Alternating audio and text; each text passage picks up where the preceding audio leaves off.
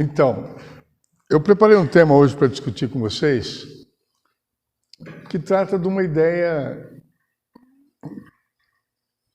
trata do pecado, da culpa e da penitência. Então, é um tema tranquilo, porque todo mundo está acostumado a lidar com isso, né? Culpa, então? Culpa é muito, né? E a gente fala assim, no Espiritismo tem pecado? O que é que vocês acham? Eu acho que não. A gente não deve entender como pecado e nem como culpa. Mas... Nem como pecado, nem como culpa. O que você acha, Kardec? Responsabilidade. Então, pecado não. Não. Não. Nós temos responsabilidade. Nós temos responsabilidade. Se a gente não fizer as coisas certas, a lei da ação e reação. Aí vem o pecado, certo? Que é a mesma, que é uma ideia semelhante. Não é isso? Se eu penso, como espírita, que numa encarnação, nessa encarnação me aconteceu isso por razões que estão ligadas à minha vida nas encarnações anteriores. Que eu estou aqui pagando alguma coisa que eu fiz em outras encarnações. Como é que a gente pode encarar? Como é que a gente vai chamar isso?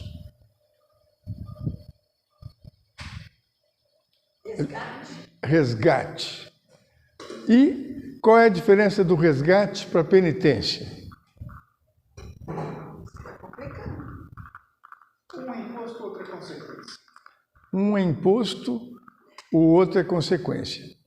Mas eu resgato, quando eu resgato alguma dívida. É isso. Eu resgato uma dívida. Se é uma dívida, é porque eu estou devendo. Se eu estou devendo por alguma coisa que eu fiz ou deixei de fazer. Ou que acho que fiz. Então, essa questão do resgate, nós estamos falando aqui alto e bom som que no Espiritismo não tem pecado, mas tem resgate. Então, será que o Espiritismo tem resgate realmente? Será que é assim que a gente deve enxergar? Então, veja só. Eu vou fazer uma colocação para vocês, queria que vocês me dissessem. O pecado, o que é o pecado? É uma ação praticada que se desvia da vontade de Deus. Está errado isso? Eu acrescentaria uma ação proibida. Uma ação proibida, que é executada, e é proibida porque ela é contra a vontade de Deus. Será isso o pecado ou não? Essa é a definição de pecado. Pecado, né? Pelo menos como a gente aprendeu esse pequeno, né? Então, porque nós temos que raciocinar sobre o pecado no Espiritismo. Que nós já estamos vendo resgate e tal. Nós temos que entender que nós estamos num processo de evolução. E evolução do conhecimento.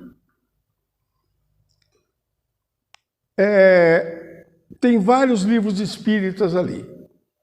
Alguns deles são romances atuais. Mas a maior parte daqueles que tratam da doutrina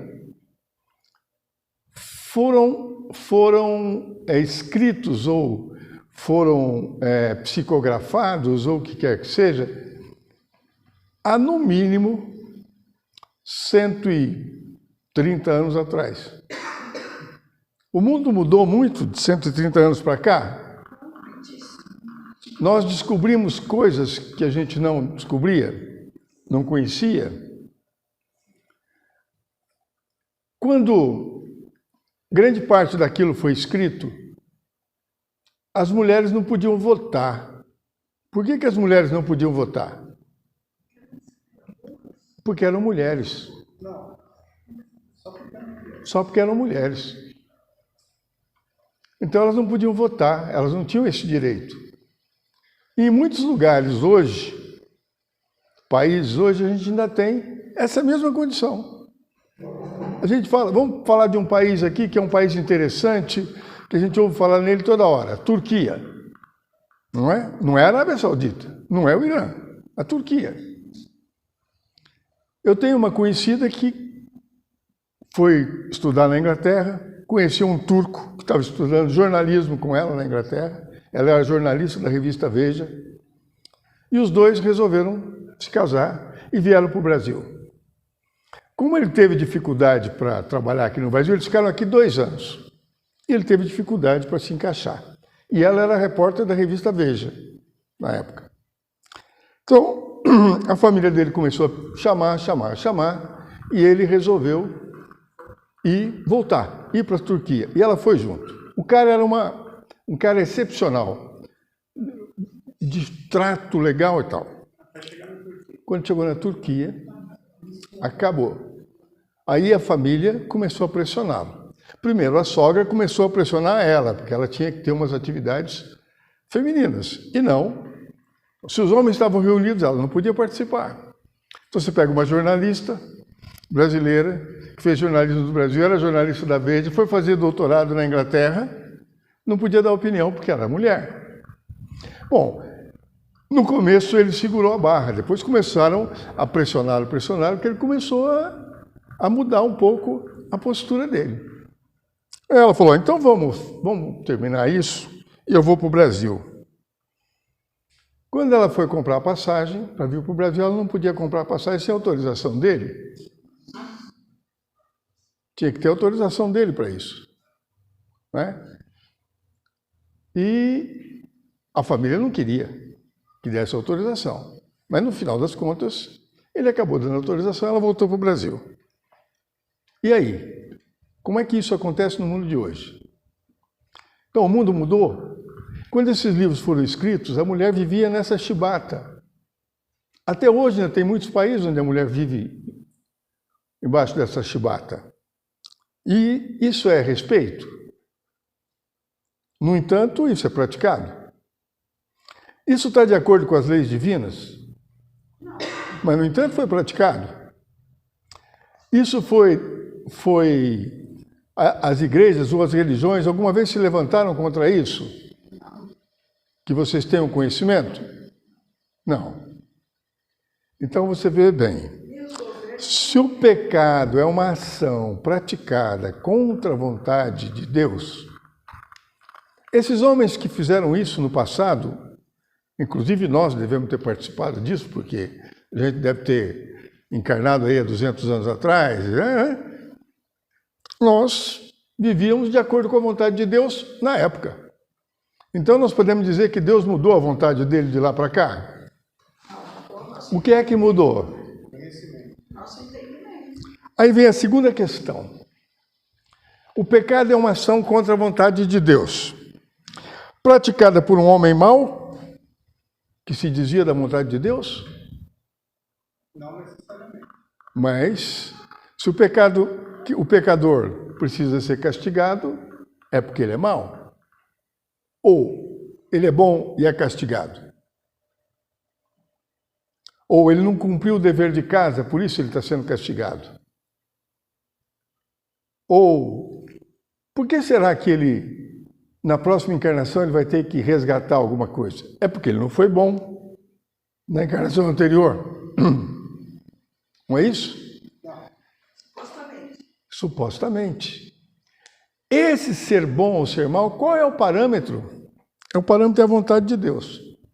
Agora, se a gente perguntasse assim, será que o pecado é aquilo que é praticado por um homem que se desvia da vontade de Deus por ignorância?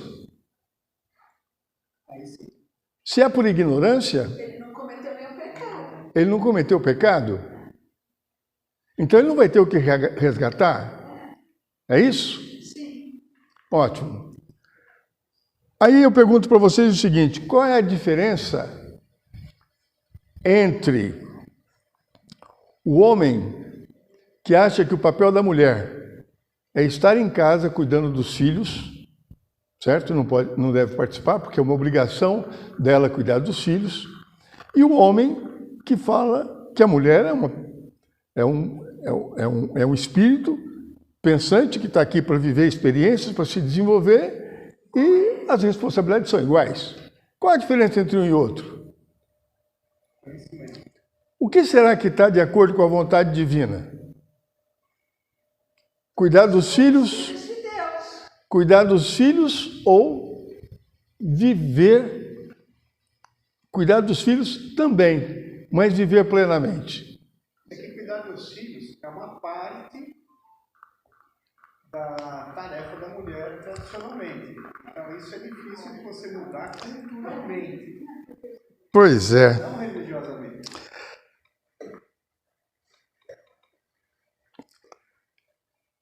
Então, começa a pensar, para a gente poder analisar o Espiritismo, porque a proposta do Espiritismo não é uma proposta religiosa, embora ela tenha um conteúdo moral que deve ser absorvido e desenvolvido. A proposta do Espiritismo é uma proposta filosófica. E o que é uma proposta filosófica? É uma proposta que é para discutir essas coisas. É verdade que eu tenho que resgatar? Por quê? Onde isso está descrito? De onde vem isso? Como é que isso chegou até nós? Por que eu preciso resgatar?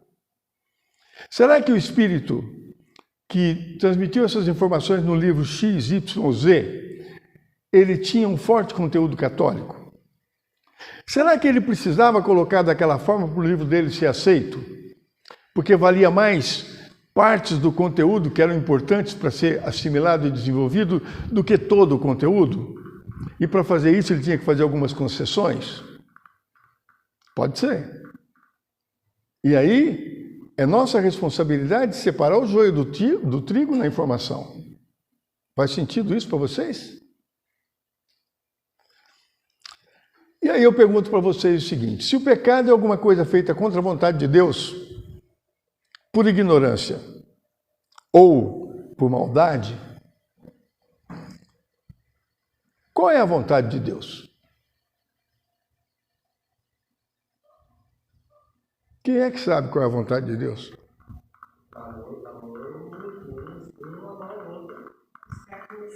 Essa é a vontade dele. Quem disse para nós que essa é a vontade dele?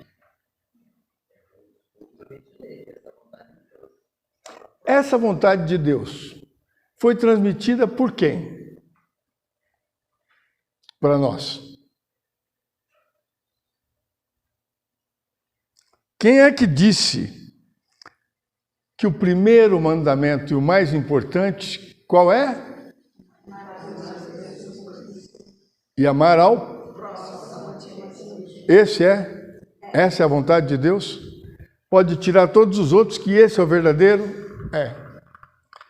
Durante 2.000 anos, 2.200 anos, isso foi cumprido? Quando as mulheres foram acorrentadas, isso estava sendo cumprido? Quando as bruxas foram queimadas, isso estava sendo cumprido? Mas eles não faziam parte disso, não oravam por isso, não seguiam a palavra desse espírito iluminado que trouxe essas informações? Então essa informação é mentirosa? Ela é verdadeira. Eu entender, eu aceitar ela, Ela sempre foi distorcida conforme a época e conforme a cultura de cada povo. É o nível de... que fosse adaptada dentro dos costumes. O nível de conhecimento que eu tenho sobre as coisas é que vai me fazer entender ou não. Porque o que está aqui está perfeito. Aliás, um espírito angélico traz essa informação, então ela está perfeita. Onde está a imperfeição? Na nossa interpretação disso. Por exemplo, o que é amar o próximo como a ti mesmo? Qual a distorção que tem no amar ao próximo como a ti mesmo? A gente que nem se ama, como é que vai amar o próximo? Não, tem uma frase, o final da frase é muito importante. Então amar ao próximo como você se ama, não é isso? Todas as pessoas se amam de forma igual? Se eu tratar o próximo como eu me amo, eu estou de acordo com a vontade de Deus? E se o Armando tratar igual como ele se ama diferente de mim? Então ele está mais próximo de Deus do que eu estou mais próximo de Deus do que ele?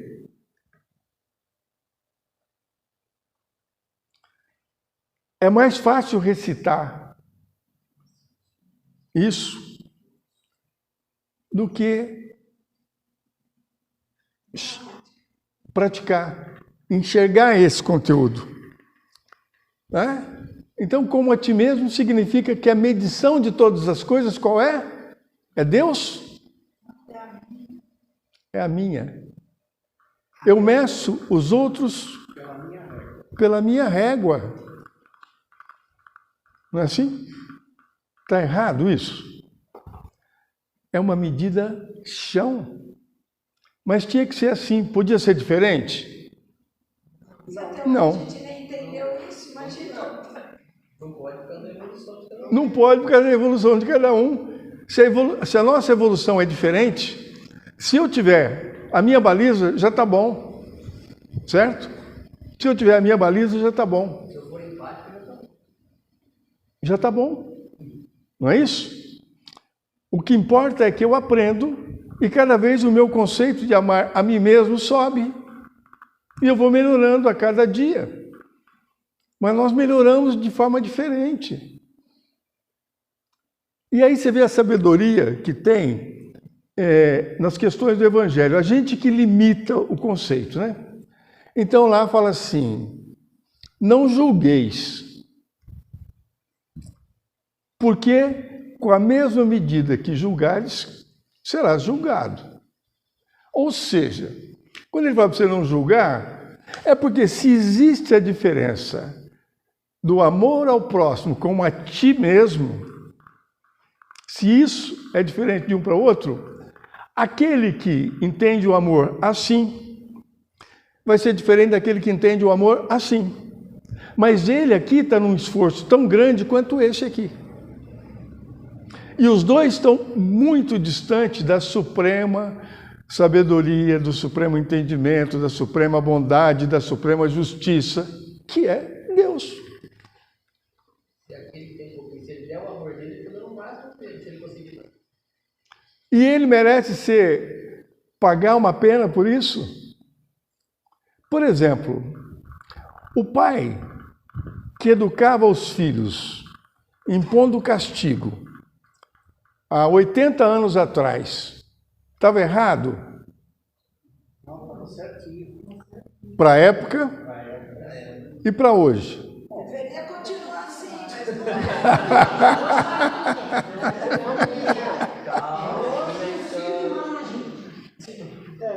Vamos dizer, para mim funcionou. Por Verônica não. Não, muito provavelmente você apanhou menos do que eu. Ou menos do que o Ercílio. A sua mãe tinha o chinelo voador? Olha, gente, essas coisas nós temos que questionar. O Espiritismo é para a gente começar a questionar isso. É para que a gente questione isso. Não é para a gente pedir aquilo que a gente não entende. É entender o que a gente não entende para poder pedir, para poder ser ajudado. E a compreensão começa por aí.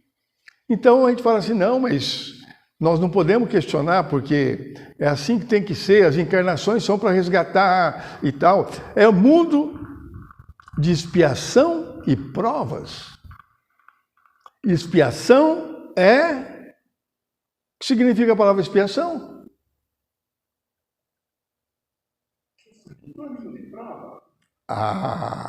Expiação é sofrer as consequências. Por isso que é expiação e provas. Porque você faz e erra e tem consequências. Só que a consequência não é o limite de Deus. A consequência tem que ser outra. Aquela consequência está no limite de alguém. que não é Deus. O que pode ser uma consequência desastrosa para o Hercílio, pode não ser uma consequência, aquela mesma consequência não pode não ser desastrosa para o Kardec. Ou seja, a bondade por Hercílio não é a bondade para o Kardec. A maldade por Hercílio não é a maldade para o Kardec. Mas a gente fala assim, amor é amor. Tá bom, qual é o amor? Aí eu pergunto mais para vocês. Amar ao próximo como a ti mesmo. Tá bom. Na hora que eu arrebento o meio ambiente, que todo mundo sofre as consequências, eu estou amando o próximo? Mas quando eu arrebento, quando eu arrebento o meio ambiente, eu estou arrebentando o equilíbrio de princípios inteligentes que estão num processo evolutivo que contribui para o desenvolvimento de todo mundo? Sim. No nosso DNA tem um processo de evolução desde a bactéria? Tem. Tem dos vegetais? Tem. Então, quando eu corto a cadeia, por que eu tenho que respeitar só o próximo que é homem? Ou que é indivíduo, ser humano? Por que eu não tenho que respeitar os outros? Ah, não, mas os bichinhos também têm. E o passarinho? Ah, eu tenho que... E a cobra? Não, a cobra não. A cobra eu não vou respeitar porque ela mata a gente. E o jacaré? Não, o jacaré também não. E o poodle? Ah, o poodle é legal. E o fila? Não, o fila não. E o Doberman? O Doberman também não, porque ele ataca, ele mata. A barata eu quero distância. Imagina! Aranha! Pelo amor de Deus! Então, o amar ao próximo como a ti mesmo, restrito à humanidade, está restrita. Não nos põe em compromisso com a natureza, com os outros seres vivos do planeta. Não é isso? E se eu não cuido do planeta, o que acontece comigo? Sofro consequências? Estamos sofrendo as consequências? Estamos expiando por conta da nossa falta de atenção a uma coisa básica, que é a condição de vida? Que é muito interessante. A ponte de Varginha encheu de água. Mas não foi o rio que passou, foi a sujeira que entupiu o bueiro. Estamos sofrendo as consequências? Então teve gente que teve que descer do carro, desentupir o bueiro para poder baixar a água para passar. Então alguém pisou na sujeira, pisou na água suja e tal, ficou esperando, perdeu consulta, perdeu isso. Por quê? Consequência, porque não sabe cuidar do ambiente. Faz sentido isso? Então, esse pecado que vem do amor ao próximo, do ponto de vista de todo o processo, gerou consequências para todo mundo? Na próxima encarnação nós vamos ter que resgatar isso que a gente fez aqui? A gente paga as consequências de outras pessoas? Essa é uma questão. Pagamos as custas de outras pessoas e os nossos filhos que estão sofrendo a destruição que a gente fez da natureza? E os nossos filhos que vão pagar pelo grupo de desassistidos que a gente deixa na coletividade? Ah, mas aqui no centro a gente não deixa, a gente faz campanha de caridade. Não é o centro, é a educação. Ou seja, se o homem mau se desvia de Deus e ele é punido, o homem ignorante também se desvia de Deus e não é punido? Espera aí. Alguma coisa está acontecendo aí. Será que nós podemos dizer isso? Que o homem mau não é ignorante? O homem mau é mau mesmo? E a maldade dele não é ignorância?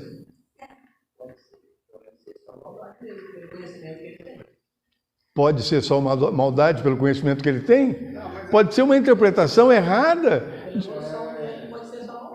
Você imagina o garoto que mora na favela, no Rio de Janeiro, que levanta de manhã, leva um tapa na cabeça do outro lá, faz não sei o que. Para ele dar tapa na cabeça é uma coisa normal? Pode ser até um ato de amor? É um ato de reconhecimento? É o único carinho que ele tem. Quando... Nós temos pessoas más, no meu entendimento, que são evoluídas. De conhecimento. O que nós não sabemos, são os valores que ela tem gravados lá dentro. Porque o valor é que é o importante. Você não atua em discordância com os seus valores. Se você discorda de alguma coisa, a discordância que você tem é de valor. Não é eu discordo dessa ação porque eu não gostei. Não, eu não gostei daquela cara, mas por quê? Eu não gostei porque eu não gosto de azul? Não. É porque me parece que é alguém de má índole. Ponto. É um valor seu. Você pegou um perfil de gente e diz assim, esse aqui, ó, é má índole. Má índole pratica isso, isso, isso. E todo mundo que você vê com aquela característica diz, é má índole. E aí você peca. Como você vai pagar pelo erro dos outros? Pelas consequências do outro. O outro entope o bueiro aqui, enche a rua de água. Todo mundo paga. Não é isso? Isso significa que os bons pagarão pelos pecadores. Eu tenho uma prima, que um dia ela estava na porta, estava uma seca muito grande aqui em Elementes, e ela estava na porta do lugar que ela trabalhava, quando ela viu a casa da frente. A moça que trabalhava na casa estava lavando a casa, a calçada, com esguicho. Uma casa de 2 andares e ela jogando água, e faltando água na cidade e tal.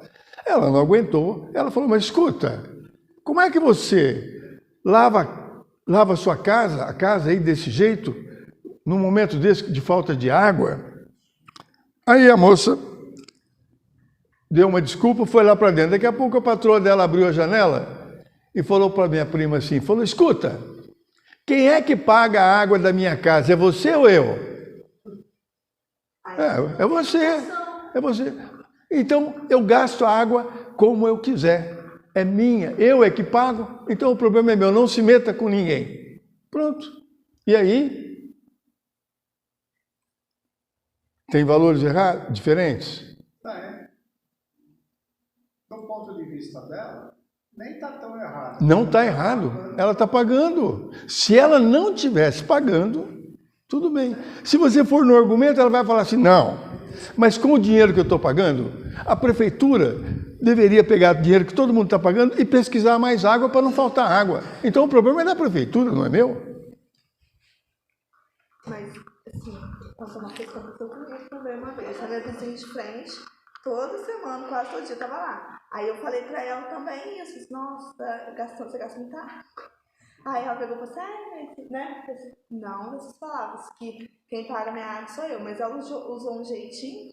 Aí eu falei para ela assim, não, tudo bem, você é mesmo quem paga, só que a gente tem que pensar no amanhã. E depois, se não tiver daqui 10 anos, você ainda vai, provavelmente, você não vai estar vivo, você não tem filhos, mas você pode estar viva, vai faltar água. E eu comecei a falar. Você acredita que depois disso ela diminuiu? Nossa, então, 90%. Então, muito provavelmente, ela diminuiu porque você... Eu falei com todo jeitinho. Né? Você falou com todo jeitinho. Agora, o mais importante é o seguinte, tem 2 coisas nessa abordagem que você colocou. Ela pode ter diminuído porque ela falou assim, nossa, o povo está falando mal de mim aí na rua. Eu preciso diminuir esse negócio aqui, senão o povo vai ficar metendo a boca em mim. E ela pode ter diminuído porque ela disse, nossa, mas não é que ela tem razão mesmo? Onde já se viu isso? Não é falta de humanidade a minha? Se ela chegou nesse ponto, ela chegou na consciência. Ela chegou no valor. Se ela chegou nesse ponto, ela não vai gastar água. Não só não vai lavar a rua, como ela vai consertar as torneiras que estão pingando na casa dela. Ela vai rever a situação de descarga da casa dela. Ela vai fazer um monte de mudanças na vida dela porque ela começou a respeitar o uso da água e do meio ambiente. Se não, ela fez por medo de você. As religiões trabalham com medo. As religiões trabalham com medo. Por isso, o pecado. Existe a ideia de pecado sem a ideia de culpa? Não. E sem a ideia de culpa? Existe a ideia de culpa sem a penitência? Também não. A diferença do Espiritismo, uma reflexão para vocês, que pensa no resgate, nesse sentido. Estou pagando alguma coisa que eu fiz no passado? E a religião, vamos pegar uma religião católica ou qualquer outra, é que nessas, como não tem uma progressão, você paga, né? Aqui, então você tem uma penitência, ele te dá um tanto de coisa para você rezar, para você pedir, para você se arrepender, e essa é a penitência. E a partir daí você está livre, porque você tem o tempo para arrepender a qualquer momento. Até o arrependimento é tratado de uma forma que não é uma forma construtiva. Nós não somos educados para ter o arrependimento na forma construtiva. Qual é a forma construtiva?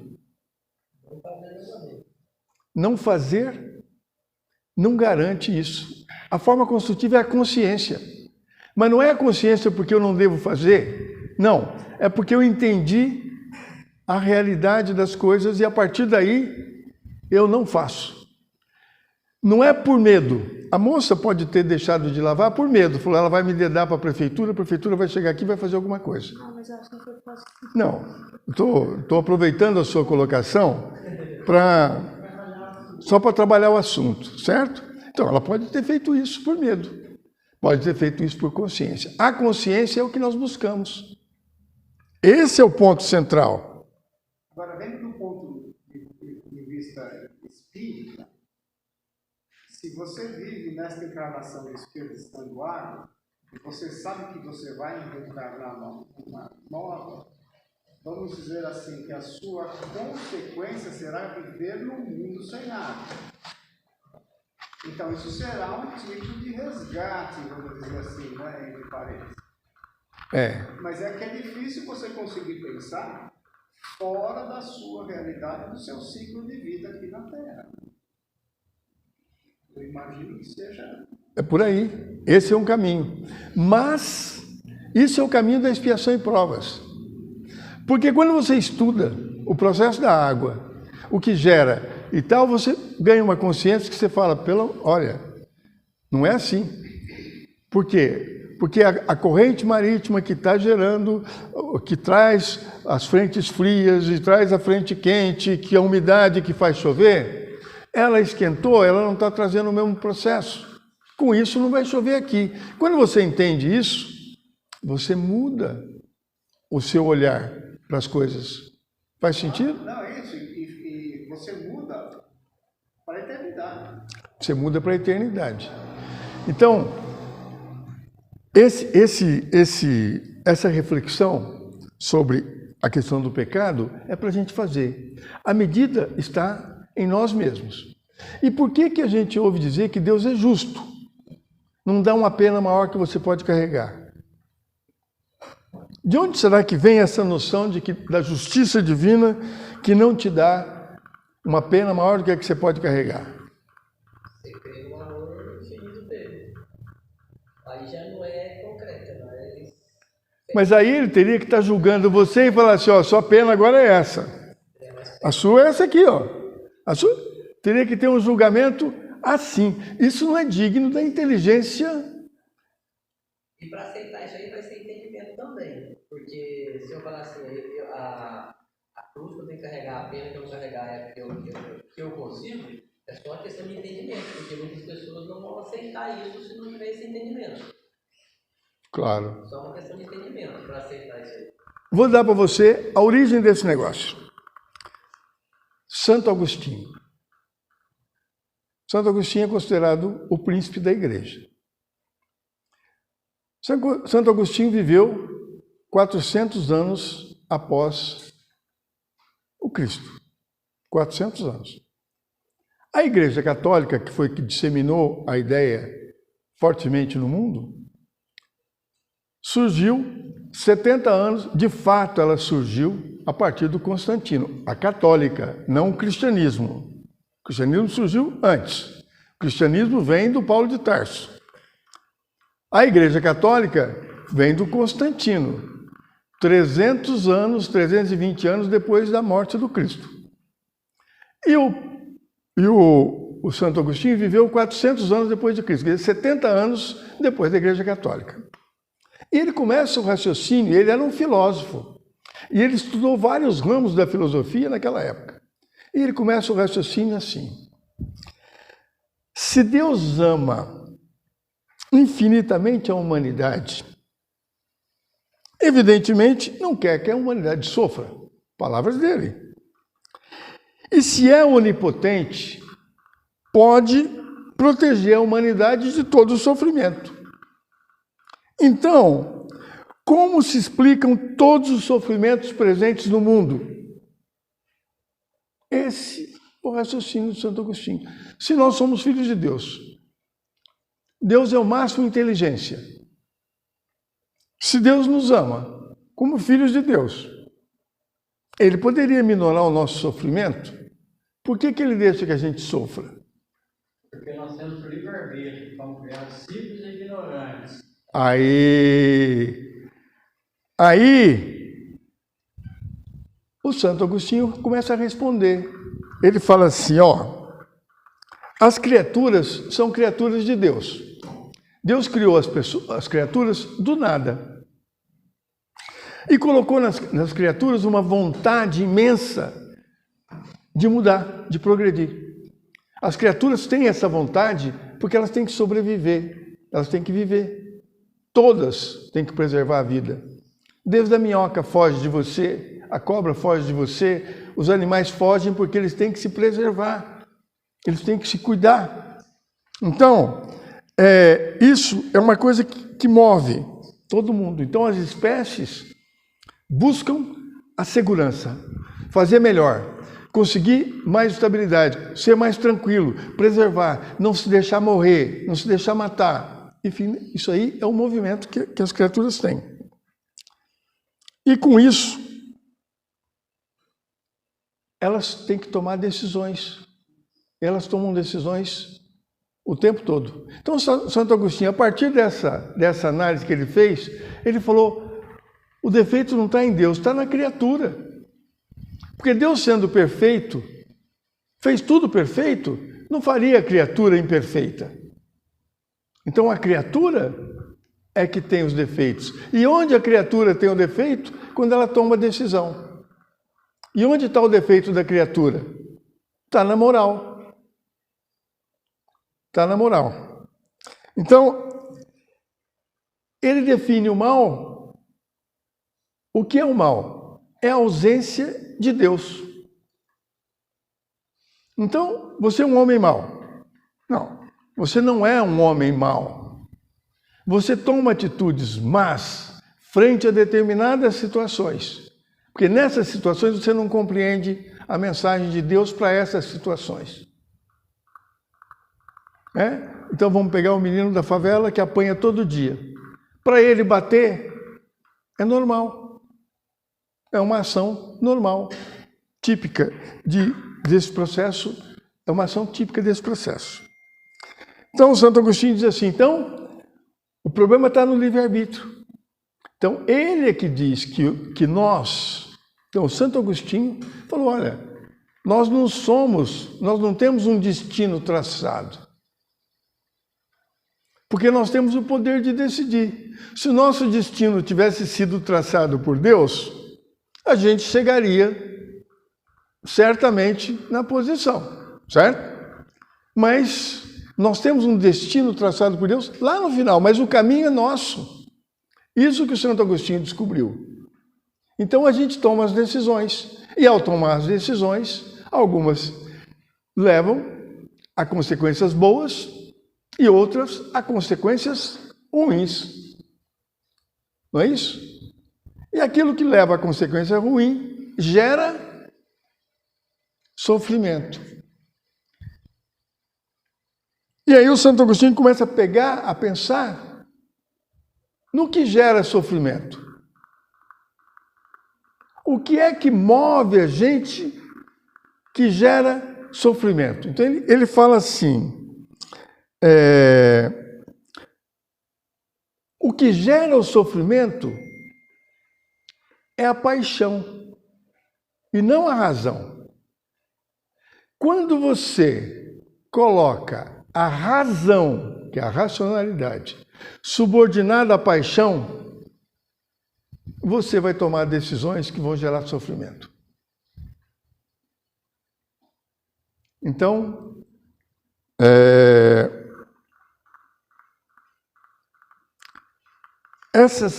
esses caminhos tomados com base na paixão faz isso. Então, vamos raciocinar sobre a vaidade. A vaidade é uma paixão ou é racional? É uma paixão. É emocional. A gente sofre pela vaidade? Sofre. O que é que mais ensina a gente a lidar com a vaidade, com essa vaidade física? Qual é a fase da vida que ensina a gente a lidar com essa vaidade física, que mostra isso pra gente assim, de frente?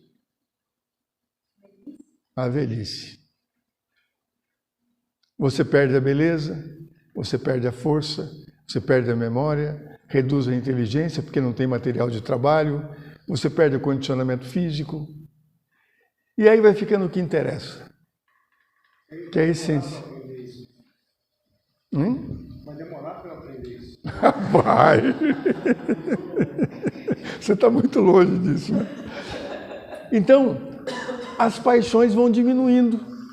Então, por exemplo, eu luto para construir uma casa, que eu falo, essa casa minha, vai ser, todo mundo vai passar aqui na frente e vai achar ela maravilhosa. Eu faço a casa com todo o sacrifício, fico super feliz porque está todo mundo elogiando. Aí o meu vizinho vai lá constrói uma mais bonita que a minha. Aí a minha ficou para trás. Eu falo, puxa vida. Cara, mas eu preciso melhorar a minha casa. Ela não pode continuar desse jeito, eu tenho que melhorar. E tal. Aí eu vou, me endivido no banco, financio e reformo a minha casa para ela ficar mais bonita que a do vizinho. Quando ela fica, eu estou no auge. Quando ela cai de novo, porque o vizinho faz, ou o outro faz, ou mudou a moda, ou o cara fez um bar na frente da minha casa, pronto. Eu vou sofrer. Eu vou olhar e falar assim, puxa vida, olha isso, olha a minha casa, o que era, olha como ficou. Esse sofrimento é o castigo, segundo Santo Agostinho. Então, quando as paixões, a gente age pela paixão e não pela razão, a gente vai ter as consequências. O avarento tem as consequências, o vaidoso tem as consequências. E todos nós, quando a gente... o vaidoso, eu não sou vaidoso. Não, algumas atitudes suas são de vaidade. Algumas atitudes suas são de orgulho. E nessas, você tem dificuldades. Faz sentido isso para vocês? Então, o Santo Agostinho diz isso, mas aí a coisa está resolvida, porque ele diz assim, então, o pecado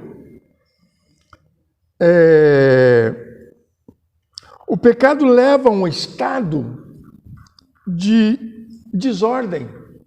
O pecado leva a um estado de desordem. O que é? Quando você age pela paixão e não pela razão, você vai entrar num processo de desordem.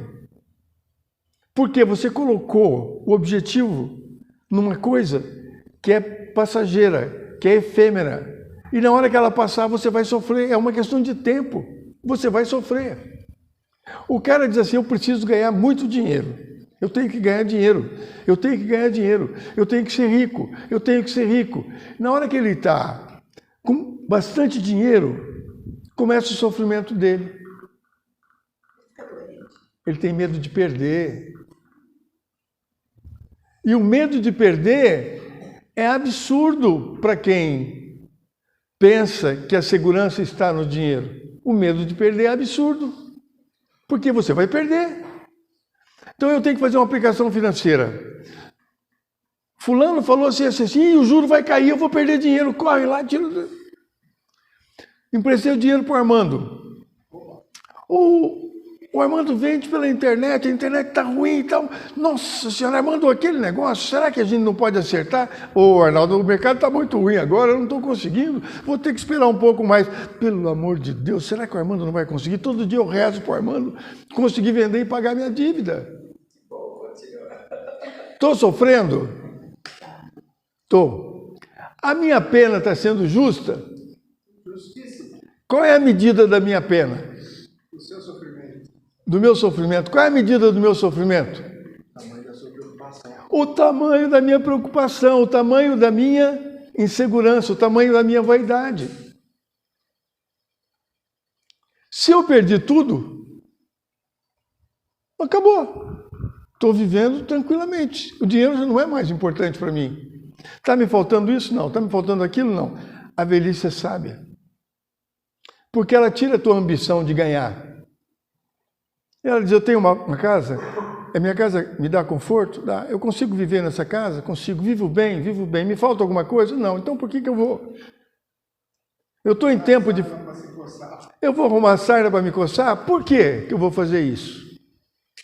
Certo? Por quê? Aí o Santo Agostinho, olha esse cara que foi o príncipe da igreja, olha o que ele falou e o que virou. Porque nós sabemos o efeito que nós estamos vendo hoje. Eu estou dando para vocês o que ele falou lá atrás. Aí ele falou assim, o segredo é a prática humana de 4 virtudes. Quais são elas? Virtudes cardeais. Ele diz assim, a primeira é a prudência. Prudência é uma coisa que não te deixa agir por paixão. Porque o prudente é aquele que busca a racionalidade nas coisas que ele vai decidir, porque ele é prudente, ele não vai no embalo, ele vai ali, com segurança. A primeira é a prudência. A segunda é a fortaleza. Fortaleza significa a convicção. Você tem que ter prudência e tem que estar convicto do que você está fazendo. Essa é a tua fortaleza. Você é convicto. Se você é convicto, você não está sujeito à emoção de dizer, mas será que eu estou errado? Será que eu estou certo? Será que eu vou perder? Então você perdeu isso, você não tem mais isso. Você está sendo prudente, está seguindo o caminho. Meu pai saía daqui, ele andava com uma imagem da Nossa Senhora no bolsinho da calça, assim. Uma imagem assim. Ele era devoto. E ele falava com a maior tranquilidade, não, eu estou com ela, tudo que acontecer vem dela, porque ela está aqui para me proteger. Pronto. A prudência dele era baseada na fé que ele tinha. A terceira coisa é a temperança. A fortaleza, que é exatamente a força, né? A crença, a crença forte. Depois a temperança. Temperança é outro sinal que a emoção não pode ir, tem que ser a razão. Porque a temperança é que vai te jogar, vai fazer você não ficar nem de um lado e nem do outro. Você, hein? Buscar o equilíbrio. Você agir com raciocínio, avaliando o outro. Oh, aquele cara jogou uma pedra na minha casa, nossa, ele não gosta de mim. Não. Puxa vida, não foi isso. A pedra caiu, bateu lá. Uma pessoa está me contando que ela tem um vizinho de um lado e uma vizinha do outro lado. O vizinho do lado chega em casa apressado, procurando alguma coisa que ele estava ansioso para ver se encontrava, que não tinha lugar para ele parar o carro. Ele parou o carro pegando um pedaço da garagem da outra vizinha.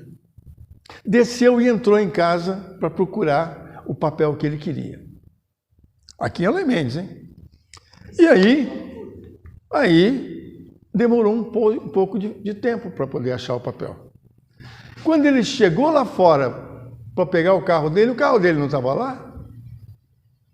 Aí ele foi descobrir que o carro dele tinha sido guinchado. Em Eloy Mendes. Em Eloy Mendes. O que foi errado, né? Aí ele descobriu que a vizinha ligou para a polícia, porque ele estava parado em frente à garagem dela e guinchou o carro. Aí ele já é um cara mais velho, calmo, com sabedoria. Ele foi à delegacia, pagou a multa, tirou o carro, voltou, guardou, foi lá na casa dela, tocou a campainha, falou, olha, estou envergonhado com a senhora, submeter a senhora a uma situação dessa. Eu estava ontem procurando assim, parei o carro aqui, não tinha outro jeito, eu como pensei que fosse achar rápido isso, era só pegar para levar no lugar, porque o tempo estava curto, deixei o carro um pouco na frente da sua garagem. Então eu quero me pedir desculpa de ter dado esse desconforto, da senhora ter ligado para a polícia e tal, para poder fazer isso. Me desculpe, não vou fazer mais isso. Só que ele falou de coração, ele não falou pela maldade. Ele falou de coração. Ele falou porque ele realmente sentiu que ele atravessou o samba. Faz sentido? Então, hein? O que foi que ela entendeu? Tem pessoa que faz isso, nem carro tem. Não, ela tem. Ela tem carro. Então, está faltando alguns minutos. Então, veja só. O Santo Agostinho deu origem a esse raciocínio filosófico sobre as faltas que nós chamamos de pecado, que viraram hoje cobrança divina, pagamento. Então, o que o Santo Agostinho diz é o seguinte, não, você é responsável pelo problema e você sofre por conta desse problema. Deus não tem nada com isso, Deus é perfeito. Mas a necessidade de fazer a roda rodar gerou a culpa e gerou o pecado. Gerou o pecado, gerou a culpa e gerou a penitência. E assim a roda roda. Em nome disso tem o medo, tem a nossa conduta e tem aquele que diz para você qual é a palavra de Deus, o que é que Deus quer. Alguém diz para a gente o que é que Deus quer. Pastor, padre. Isso. Por isso que o Kardec dizia que o Espiritismo, ele se assenta na moral cristã, mas ele não é uma religião, ele não tem ritos, ele não tem ritual, ele é uma filosofia. E as reuniões no Centro Espírita deveriam ser reuniões de discussão, onde a gente pudesse discutir essas questões. Quanto sofrimento, quanta culpa existe, quanto medo as pessoas têm da próxima encarnação porque deixou alguém passar fome. Não é verdade isso?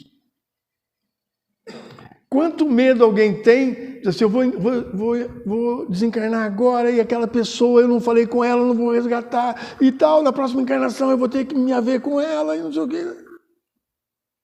Aí vem o outro e fala assim, é mais fácil um camelo passar pelo buraco de uma agulha do que um homem rico entrar no reino do céu.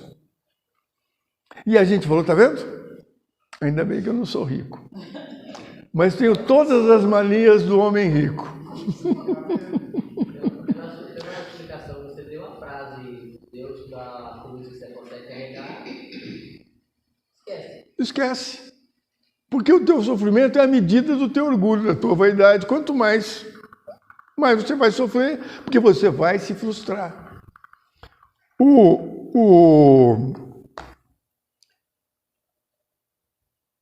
avarento que empresta dinheiro fica rico, milionário. Aí você fala, eu com esse dinheiro desse cara aí, eu estava assim, eu estava assado, eu estava... Não. A hora que o medo de perder bate, o mesmo medo de perder, de faltar, que é o que te faz correr atrás do dinheiro, é o medo da falta. A hora que você tem ele, aumenta mais ainda o medo de perder, o medo da falta. Então, a justiça, que a gente fala da justiça, ela está isso aqui. Se você tiver pouca vaidade, sua pena vai ser curtinha. Se você tiver muita vaidade, sua pena vai ser triste. Porque é você que vai sofrer. E o resgate, o que é? Sofrer as consequências.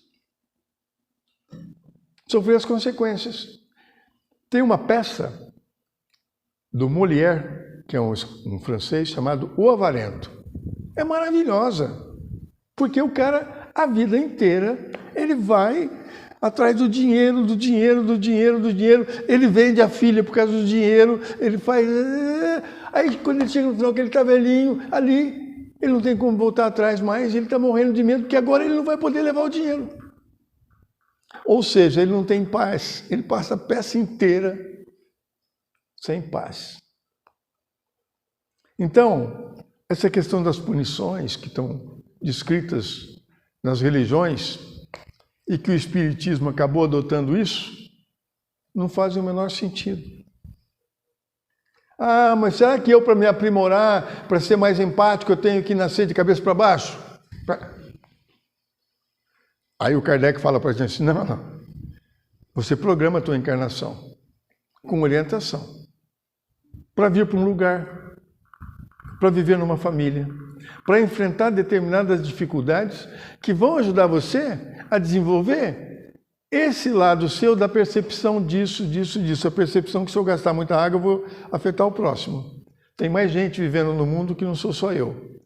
O meu dinheiro compra uma parte, mas o que eu compro, eu prejudico o outro que não tem dinheiro para comprar. Então, quando eu faço o excesso, a fartura, falta para o outro. Pronto. Faz sentido isso? Então, o que eu queria discutir com vocês sobre o pecado era isso.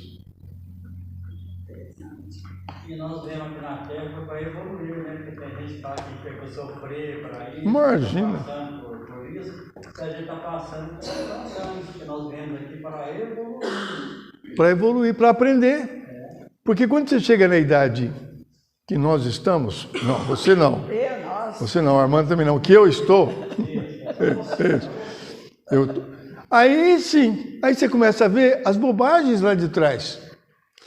Se você quiser sofrer agora pelo que você fez lá atrás, pensando no que você vai pagar lá na frente, você vai perder a chance de fazer uma análise do porquê que você fez assim, de qual é o valor agregado a isso, qual é o valor que não está agregado, por que bobagem esse valor, que bobagem aquilo, no final é assim. E é isso que te constrói para a próxima encarnação, porque nós agora, vocês não, eu, por exemplo, na idade que eu estou me construindo, me preparando para o aprendizado que eu vou ter quando desencarnar. Então eu preciso saber exatamente, ter consciência dos meus valores, dessas coisas todas, porque quando eu estiver desencarnado, eu vou estar trabalhando isso, estudando isso. Então o meu momento é de observar e perceber. Senão eu chego lá, não tenho nada para discutir.